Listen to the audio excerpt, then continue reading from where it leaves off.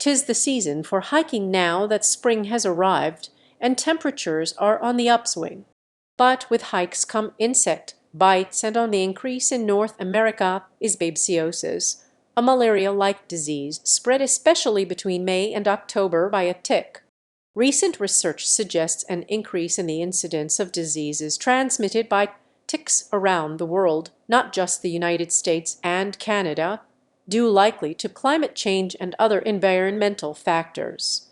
Among the tick-borne pathogens, Babesia parasites, which infect and destroy red blood cells, are considered a serious threat to humans and animals.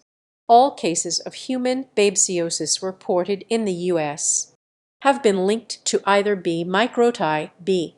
duncani, or a species similar to B. divergens. Now, a U.S.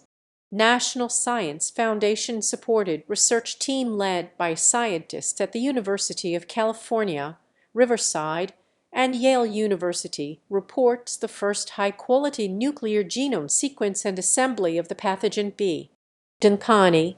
The team also determined that the 3D genome structure of this pathogen resembles Plasmodium falciparum, the malaria-causing parasite.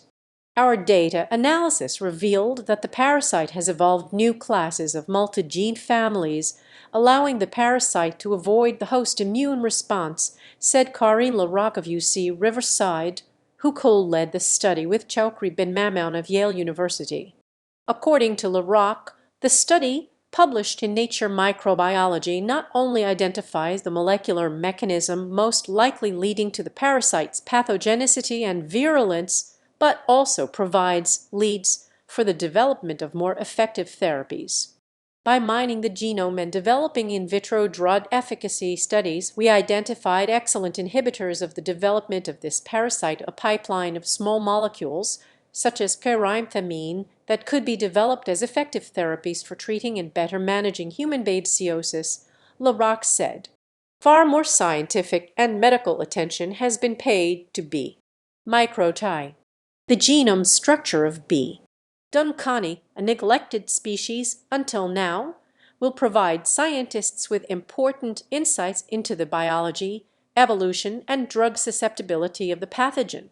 Human babesiosis caused by B. duncani is an emerging infectious disease in the U.S. and is often undetected because healthy individuals do not usually show symptoms. It has, however, been associated with high parasite burden, severe pathology, and death in multiple cases. Despite the highly virulent properties of B. duncani, little was known about its biology, evolution, and mechanism of virulence, and recommended treatments for human babesiosis against B. duncani are largely ineffective. A strong immune system is required to fight the pathogen. A compromised immune system could lead to flu-like illness. The tick that spreads babesiosis is mostly found in wooded or grassy areas and is the same tick that transmits bacteria responsible for Lyme disease. As a result, around 20% of patients with babesiosis are co-infected with Lyme disease. In older and immunocompromised people, if B. duncani is left unattended, babesiosis could worsen and lead to death. Once the pathogen enters the body and red blood cells start to get destroyed, fever, headache, and nausea can follow.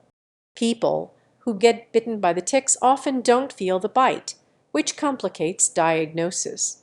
Skin manifestations of babesiosis are rare, the scientists said, and difficult to separate from Lyme disease.